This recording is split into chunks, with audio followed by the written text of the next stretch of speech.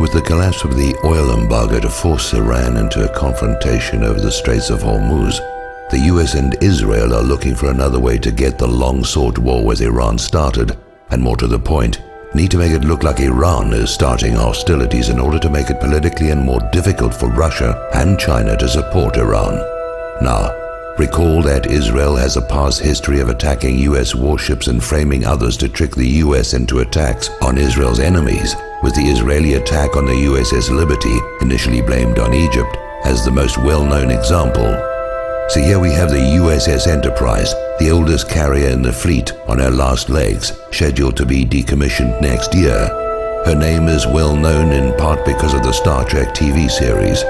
Decommissioning a nuclear aircraft carrier is a very expensive process.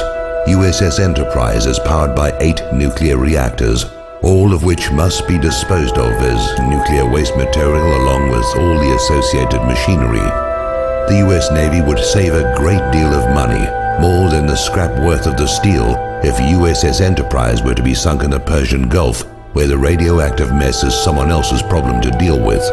So why send an ancient warship at the end of a useful life into harm's way?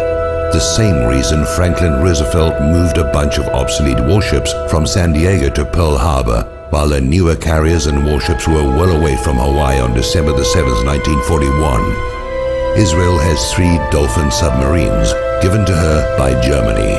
They have been seen transiting the Suez Canal in the past and could well be operating in the Gulf of Oman, even the Persian Gulf by now, lying in wait for a used-up and obsolete warship, more useful as a sacrificial lamb than an actual weapon, a ship with American sailors to be attacked as Israel attacked the USS Liberty, then to be blamed on the designated target, Iran, by a compliant media.